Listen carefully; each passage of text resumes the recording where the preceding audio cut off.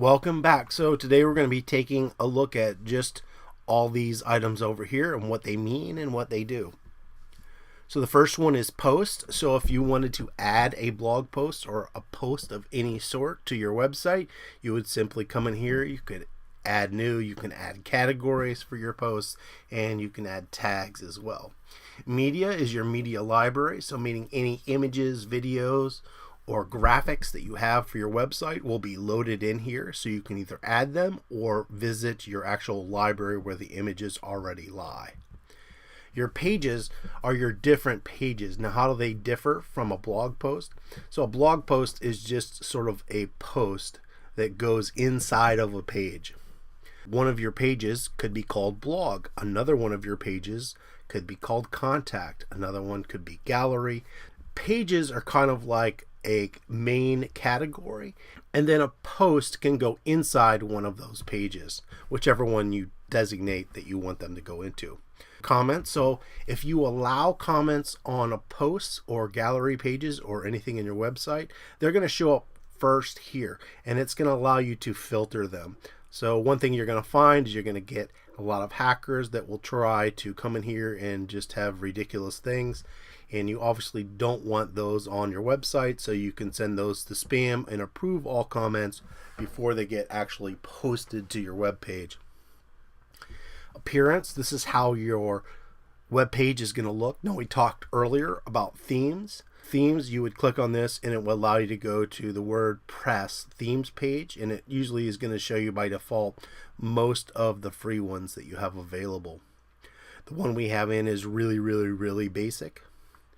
You can click on customize. So if you want to customize, which was this right here, it's the exact same thing to get to the same spot.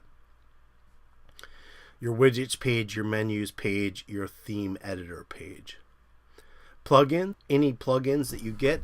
One great thing about WordPress is because it is open source or GNU, meaning free, there are tons and tons and tons of free plugins or just plugins that you can use with WordPress. This is one reason, in my opinion, that WordPress is by far the best platform. I used to actually use Joomla a lot, but I've switched over to WordPress.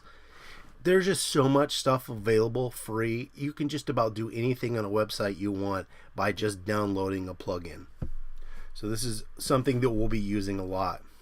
So our users, your admin users or other users, this is where you would add them and give them, the ability to do what you want them to do on your website. We have some tools here. So we have some import and export tools, export personal data. So most of this stuff we're not going to be really using. Occasionally we might import some information when we download a theme, but most likely this is something you're not going to be using a lot. So we have settings. So we have some general settings, some writing, reading, discussion, media, permalinks. So any sort of settings that you want to apply to your website, you'll be doing here. And then this is just getting rid of that menu and getting it back. So next time we are going to take a look at themes. We're going to view some of the themes and pick one of the themes that we like, and then we're going to apply that or set it as our main theme within WordPress, and I'll show you how that's going to change what we look. And then after that, we're going to literally start building our website. We will get some logos and apply those and some colors and start building pages. We're going to do a very simple website at first, and then after that I'm going to show you how to use some custom blocks and build a more complex website after that. Thanks for watching. If you have any comments or questions, you can leave those below, and don't forget to subscribe.